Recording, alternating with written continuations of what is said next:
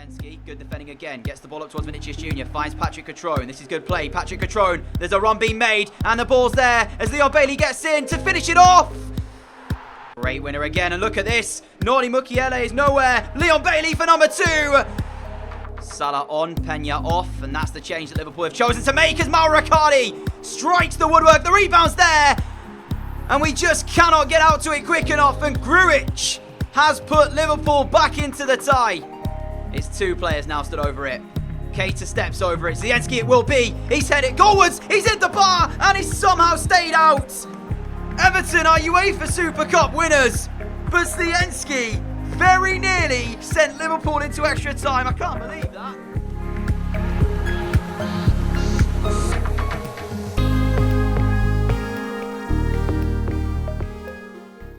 Hello everybody, what's going on? Welcome back to another episode of Career Mode. Welcome back to episode number 3 of Season 6 today as we tackle the whole month of September. You can see the games on your screen right here. We have 4 fixtures to show you, including a couple of sim games in there as well. So sit back, relax and enjoy as we kickstart today's episode. So, we begin today with Fulham. They're up first. It's going to be a sim game. It is a home game, so I was feeling pretty confident we get the result against them. Following on from that, we will jump into Shakhtar for our first Champions League game of this season. But of course, this year is all about us trying to win everything. We're trying to do the quad ahead of FIFA 20 coming out for us all to enjoy. It's going to be a tough year to try and do the 4 things that we want to do. Of course, the Champions League, the Premier League, the Carabao Cup and the FA Cup. But I feel that we've got the strength in this side to make that happen. So, we started the game off with Fulham. We won it. We simmed that game. It was comfortable. And then we moved into this first one against Shakhtar. So, heading off into this new Champions League season, as the Champions League winners, we're the ones effectively that everybody wants to beat. So we had to make sure we started off with the best way possible. I named a very strong team to start this game off, but let me say, Shakhtar were no easy game. They were a very disciplined side, and they came here looking to try and, I guess, cause the upset, if you will. Of course, we travelled to their place, I should say. But things started off well for us. Kieran Tierney's ball into the box, headed home by our number 9, Leon Bailey, as he is in fine form so far for us. He's quickly becoming one of my more favourite players from this year's FIFA. Not really used him too often in career mode, but I will be looking to do that in FIFA 20 when it does in fact drop, because like I said, he is impressing me in this Everton side. But we continue the chances with a Shakhtar chance. As you can see, the ball going narrowly wide, but in typical DJ fashion, I would give them a massive opportunity. I mean, I tried to do what I always do, play it out for my goalkeeper with a short kick. I've never been one to hit it long, and you guys have seen that. It's caught me out a couple of times before in series as I've played on YouTube. And yet again, I fall asleep, just press the button without even thinking, and end up giving it straight to them as they smash in an equaliser. So the hard work we put in to go in front was undone by a mistake by us. But it wasn't too long in the second half before we were back in front. Vinicius Jr. turning inside the area and firing that one into the corner of the goal to make it 2-1. So we're back in front, back into a position that we wanted to be in. And at this point, I was feeling like, okay, well, second half, this is where we really have to just send out that message. Show that we are capable of creating chances as easy as anything. And here you go again. Tierney down the left-hand side. We know how good he is from that left-back roll getting forward. And he rifles it in the corner of the goal to make it 3-1. So at this point, game, set and match. Shakhtar tried to give what they could, but we were the better team. But I do have to say, there was a few nervy moments because they struck the woodwork more than once in the final few moments of this game. Vice's save onto the bar there before we were able to clear the lines. And then again, as the header back came here, look at this for a shot, by the way. Antonio smashes the upright again. Then Vice gets back up and does that. And I'm going to be quite honest, at this point, I was counting my blessings a little bit. I was thinking we could have quite easily been 3-3 here. And they did it again. Look at this one. Fernando inside, gets the shot away. And yet again, the woodwork comes to our rescue. So 3 times Shakhtar hit the frame of the goal. So, like I mentioned, on another day, that might have been a 3-3. So I did feel like we maybe took our foot off the gas a little bit towards the back end of that game and maybe lost a bit of concentration or whatever. But yeah, not good to see the fact that we were so strong for large parts, and yet 3 chances in the last sort of 15 minutes could have cost us. You can see as well, we weren't actually the better side in the game. It was a very even affair, so 3-1 maybe a little bit harsh on Shakhtar, but nevertheless, we get our first Champions League win of the new season then, as we move into our second Premier League game of the episode. Another sim game though, this time against Newcastle. Away sims, as you know, can always be a bit of a risk. I decided to go ahead and do it, and it was a 2-2 draw at the end. Patrick Cutrone scoring a penalty before I think, last 2 minutes of the game, they equalised. So, yeah, could have got the win there, but unfortunately, it was only the point. But I'm going to be honest, I was kind of half expecting a draw. Like I mentioned, away sims can be a little bit risky in career mode. You'll know it yourself, of course, if you do play career mode, but at least we didn't lose. At least we got a point from that one. But next up was Leeds United. It was a Carabao Cup game, I believe, round 3, I think. And again, it was away, so I decided that I'm not going to be simming this. If we are trying to go for all 4 trophies, I can't run the risk of maybe getting knocked out, so I went ahead and played it. I played a very strong team as well, let me say that. I was not disrespecting Leeds by any means. I did play a very, very strong team, and things just were so bad for them after only 17 minutes when ball through, Herrera on the chase, he had the pace to get there. I mean, I've got no idea what the Leeds defender's doing, but he went to ground and really left the referee no choice. A straight red card. Herrera was clean through on goal, 1-on-1 with the goalkeeper. If you can have any complaints about that red card at all, then I think you need to have a bit of a reality check. But last man, I've got no idea what on earth he was thinking was going to happen. Orsic steps up, and it was smashed home, the penalty into the top left corner. Orsic, he seems to be our penalty kick taker, even though he's not really got the best penalties himself. But I don't know how that's happened. He's got 4 better penalties than Kingsley Coman in terms of rating. And for some reason, I just keep using him. I don't really know why. I've never designated him to take them, but that seems to be what we're doing at the moment. But we were 2-0 up pretty shortly after. Richarlison made sure to get us a second goal, and then 2 became 3. Richarlison again going close there. Decent save, but it was straight at the goalkeeper before we carved open Leeds United again. You can see here, a little bit unlucky. The ball bouncing straight into the path of Mason Mount, who makes it 3-0 to Everton. And by half-time, this one was already done with, but it's to be expected. We were facing 10 men. We had a very, very good squad out there. Leeds were stretched. I don't know why they were trying to get themselves back in the game. They left themselves open. You can see here, Coman lays it on the plate. There's Herrera's first, I should say, of the game. Because he didn't actually score that 1-on-1 because we were brought down, of course. That was 4-0. And I was thinking at this point, this is looking a little bit embarrassing for the home side. Lindelof found Coman. Coman found Herrera. Herrera found the ball out wide to Richarlison. And he would try to make it 5 and would succeed. So 13 minutes to play. Leeds United 0. Everton 5 at Ellen Road in this cup tie. As if it was ever in doubt for us. And this will book our spot in the 4th round, where hopefully we'll get a nice, easy home game that I can sim to get through. I'm not sure if I'm going to be playing all the cup ties, but we'll see how that plays out, as there's an absolute screamer from Leeds United to pull them back into a consolation goal. Fantastic stuff from them. I'll give you another look at this actually as well, as we take a second look at this from, I think it was Luongo. It was an incredible strike on the left foot, first time as well. And all I'll say is, if you did that, mate, where was that in the entire game when they needed you to do it? But hey-ho, 5-1, straight from kickoff. Herrera got his second. I mean, you love a kickoff goal. So OP. Just runs straight through, smashes it in off the side of the post. 6-1. 8 minutes to play. Leeds were getting battered. And if you stick around long enough, you might even be able to hear the boos that go around Ellen Road. Mason Mount again, Orsic in towards Herrera. Look at this, by the way. I was timing these shots pretty much to perfection, and usually when you do that, they go in the back of the net. Herrera makes it 7. One of the bigger wins we've had in the series so far, and it's pretty good to see that as well, especially with Herrera scoring a hat-trick. It feels good that, because although he's been one of my more favourite players in the series, I can't warrant starting him over the sort of calibre of players we've now got at the club. You know, Mbappe still to return from injury, Patrick Cutrone, Richarlison, these type of players. So it's nice to see when Herrera does get that little bit of game time, he uses it. He scores the goals. So, yeah, very, very happy with that display. 7-1 victors against Leeds United at Ellen Road is nothing to complain about, as Herrera goes over to collect the match ball. And there we go. So we do book our spots in the 4th round. But after that, it was Spurs. And this was an interesting game because we were unbeaten, so were Spurs. 2 points separated us in the table. First versus second. I felt like this was the game where, all right, let's see if we're going to be challenged. Are Spurs going to be a title challenger this season? Will they have enough to take it to the wire, if you will?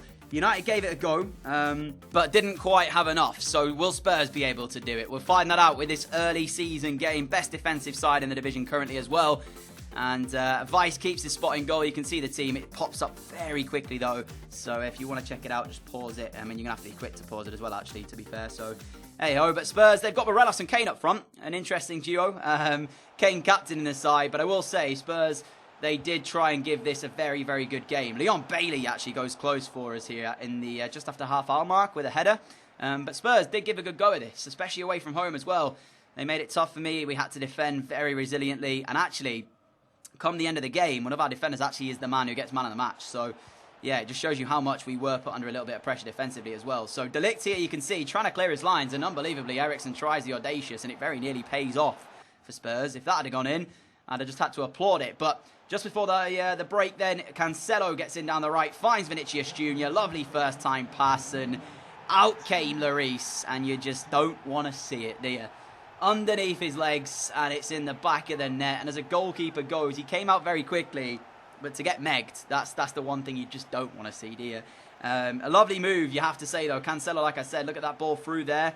And then Vinicius Jr. kind of nearly mishits it by the looks of that, but just does enough to turn it on target off the inside of the post. And then in the second half, Lo Celso going close, Lloris with a good save. They failed to clear their lines, though, Spurs. Akanji just runs straight past the ball. Cutrone picks it back up, lays it off, and Vinicius Jr. makes it 2. This time, there's no mishit with this one. A fantastic finish into the roof of the net. But like I mentioned, I've got no idea what Akanji is doing, because he seemed to just run past the ball and lose where it was. And Cutrone very quickly reacted to that and made it 2-0. So I felt like 2-0 was a bit harsh on Spurs, because they weren't actually playing that badly as Leon Bailey. I mean, this is extraordinary. We're going to get another look at this, because when I seen this ball go in the back of the net, this is the goal where I said to myself, okay, FIFA 20, I'm going to make him my priority. If I do start, because I've not yet decided on my career mode team for FIFA 20, but if I do start with, one of the big 6, if you will, or a team that's got a load of money, Bailey's got to be somebody I need to try and bring in, man. I really, really have to try, because this goal going in just showed me how good he actually can be. He's now 90 rated as well, I believe, in this one. So, yeah, he's just improving game on game, and that goal there just showcases you how good he actually is. 4 minutes from time, Tottenham tried to make something happen. I mean, their best chances you can see came here, and Amos found Morata. Weiss made a couple of saves, and he had relatively easy saves to make, to be honest. So if he'd have not got a clean sheet here, there'd have been a problem, and he can't complain, because the shots that Spurs put in were pretty much straight at him. And like I said, defensively, we were brilliant. I'll show you it now, because you can see the player that does get man of the match was actually João Cancelo on that right-back slot. So, yeah, he did some really good work, and defensively as well. I think all our defenders had a very good match rating too. So Spurs didn't make the game easy. You'll see the match facts as well, quite close. They just didn't actually create like a clear-cut chance, and the kind of chances we got, we took them. But here are the match facts anyway. You can see they had more shots, better possession. We just took our chances, and you can see by player ratings, Cancelo man of the match, De Ligt with a 7.4, Tierney 7.6. Like I mentioned, defensively, we were sound. But after that game against Spurs, we had 2 more games left in September. One of them was the Champions League against AS Monaco, and one was an away game against Arsenal in the Premier League. So I decided, with it being at home, I'll sim the Champions League game. Let's see if we can get a result without even having to play it. So I named a good team. We were 2-1 down. Bailey scored to make it 2-2. They picked up a red card, Monaco, but we couldn't quite get the third goal that we needed to actually win that game. So it means that we drew that. We're now on 4 points, but luckily we're still top, because we're joint top with AS Monaco. So that's currently how it sits. And I thought I'd show you this as well, because the Graafschap had just defeated Brighton, and at the moment they've won both of their games in the Europa League group stages, so they sit on 6 points. I'm going to try and keep you up to date with how they're getting on, of course, because that was the first team that we started this journey off with all those seasons ago. So I'm going to try and make sure that I'm looking at what's going on. Remember, they lost a couple of big players as well, so I don't know if they've been able to bring other players in. We did actually leave them with quite a few academy graduates that did have decent potential, so they might be using those guys as well. But for the final game of today's episode then, Lucas Torreira, as we meet him again on the return. Of course, he's just rejoined Arsenal from us this season, so it's nice to see his face again, although I hope he doesn't have a good performance against us. But we're away at the Emirates. Got to admit, Arsenal side, you can clearly see why they are struggling, and coming into this game, it won't surprise you to hear, they're yet to win any of their first 8 Premier League games. They were sat down the bottom half of the table, just outside the relegation zone, and as Patrick scored inside 12 minutes to make it 1-0 Everton, the relegation zone is where it looked that they were going to be going after this game. So, yeah, I really don't know what they do in this game with their transfer business and as such, but they actually had a chance, hit the post, and the reason that I showed you all of this is because look how good this passing move was to actually set us up with an opportunity. Patrick to Vinicius Jr., Richarlison through to Lo Celso. Easy as you like. Let's play it. Let's make sure we get the goal. I mean, it was nearly saved, actually. But we did just about manage to get it in the back of the net. And if you take a look back at that goal, there was about 8 or 9 really, really good passes in the build-up. That was like a typical Arsenal goal, except it was against Arsenal, you know, like the Barcelona-esque play, if you will, from the olden days. But yeah, Arsenal, they were poor. They were really, really poor. And like I said, they were looking like they were heading to the relegation zone. How Vinicius Jr. didn't make it 3-0 with this chance here, I'm not quite sure. He'll be disappointed he hasn't done better. But to be fair, Arsenal, they did get a goal back. Lucas Torreira here, finding Aubameyang. Aubameyang back to Torreira. Fantastic pass through from Lucas Torreira. And I think it was Harvey Barnes smashed it in from the edge of the penalty area. An unbelievable strike by all accounts. And that pulled Arsenal back into the tie, or the game even though they'd not really offered too much. But to be fair, we do know Lucas Torreira is a very good player. The only reason we let him go was because the funds were just huge. And I knew for sure I wanted to kind of splash the cash this season and go ahead and maybe bring in some big name players. And I felt like that was too good an offer to turn down. I would be quite happy keeping hold of Torreira. But yeah, like I said, the funding was just too good to turn down. However, it was 3-1 with 3 minutes to play. Leon Bailey gets his, what's that, like 6th or 7th goal today or something stupid, as he makes sure of the points for us. So, from the Emirates Stadium, Arsenal well and truly beaten. One goal for them, one shot pretty much for them as well. But they conceded 3 in the process, and after this game, they were in the relegation zone.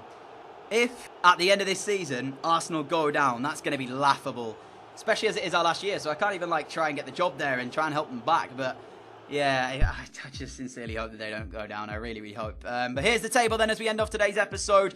We're topping it. 8 games, 7 wins, 1 draw so far. Of course, that draw coming against Newcastle. Arsenal, like I said, in the relegation zone. Cardiff in there as well as Brighton.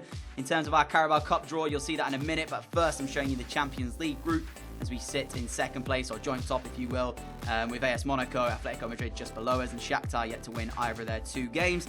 Carabao Cup draw was made, and I believe we have pulled ourselves Swansea, so that is going to be round 4. It's at home as well. Might sim that, not yet decided. I don't want to end up losing the game and then getting knocked out through that. We'll see, but it is going to be in next episode because this is the month of October coming up. We've got Wolves, West Ham, Atletico Madrid and Liverpool, and Swansea in there as well. So I'll play 4 of those games. Which 4 though, I've yet to decide. So we'll have to wait and find that out. Showing you the squad hub as well to kind of look at who's doing what currently in stats and such. But nevertheless, that brings us to the end of today's episode. A massive thank you for watching. If you have enjoyed it, a like would be greatly appreciated. As always, a massive thank you for your support as well. If you are new around here and like what you see, hit that subscribe button to follow us on the channel. Big things coming for FIFA 20, so make sure if you're not already subscribed, you have done so down below. Until then, have a great evening, and I will see you all again soon for another video. Adios.